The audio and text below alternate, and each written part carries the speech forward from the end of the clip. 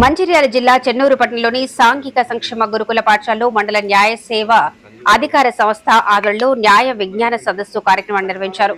విద్యార్థి దశ నుండే భారత న్యాయస్థానం వాటి చట్టాలపై అందరికీ కొంత అవగాహన కలిగి ఉండాలని తెలిపారు.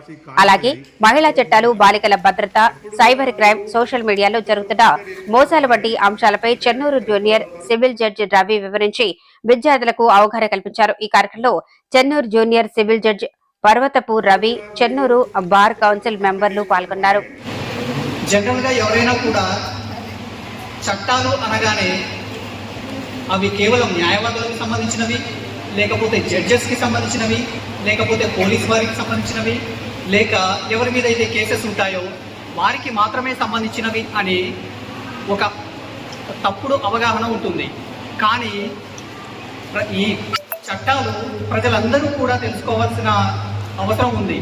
ఎందుకు అంటే ఒక మనిషి తన తల్లి గర్భంలో ఉన్నప్పటి నుంచి భూగర్భంలోకి వెళ్ళేంత వరకు కూడా ఈ చట్టాలు ఆ మనిషి మీద ప్రభావాన్ని చూపిస్తాయి. అవునా కాదా? ఫర్ ఎగ్జాంపుల్, తల్లి గర్భంలో ఉన్నప్పుడు ఇంతకుముందు మా న్యాయవాది గారు చెప్పారు, ప్రీనేటల్ డయాగ్నోస్టిక్ టెక్స్ట్ యాక్ట్ అని చెప్పేసి అంటాము. మీరందరూ వినుంటారు. లింగ నిర్ధారణ పరీక్షలు అనేటువంటి మీ అందరూ వినుంటారు. ఈ లింగ నిర్ధారణ పరీక్షల్ని ప్రివెంట్ చేసేటువంటి చట్టం ప్రీనేటల్ డయాగ్నోస్టిక్స్ టెక్నిక్స్ యాక్ట్ 1994. దీని ప్రకారం కడుపులో ఉన్నటువంటి ఒక బిడ్డ ఆడ మగ అనేటువంటిది తెలుసుకోవడం అనేటువంటిది నేరంగా చేశారు.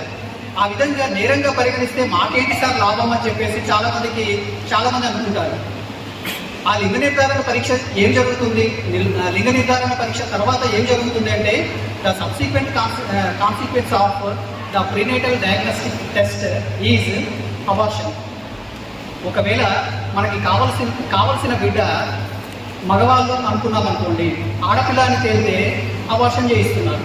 పోనీ మనకు కావాల్సింది ఆడపిల్ల అనుకోండి, మగవాళ్ళు అని తెలిస్తే అబార్షన్ చేయిస్తున్నారు.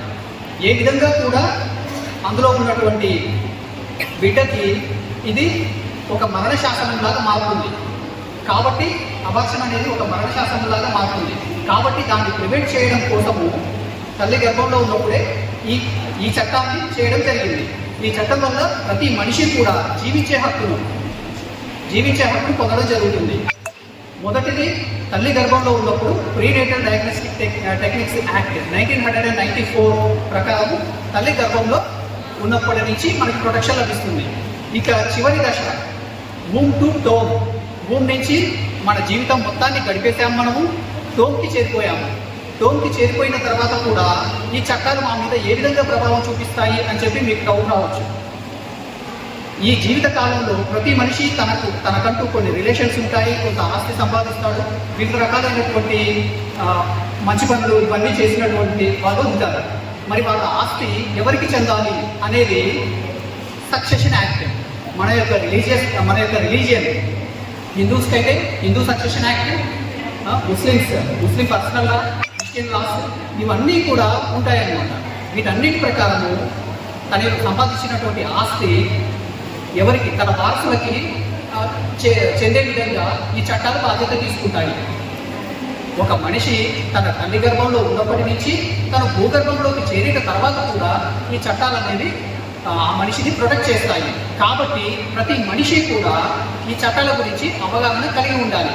మనం ఇప్పుడు తల్లి గర్భంలో లేము. ప్రతి ఒక్కరికి కూడా మినిమం 15 ఇయర్స్, ఇక్కడ ఉన్న ప్రతి ఒక్కరికి 15 ఇయర్స్ ఉన్నాయి.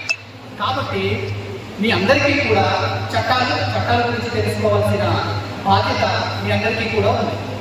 ఇంకా ఒకటి, ఈ భారతదేశంలో కొన్ని లక్షల చట్టాలు అమలు ఉన్నాయి.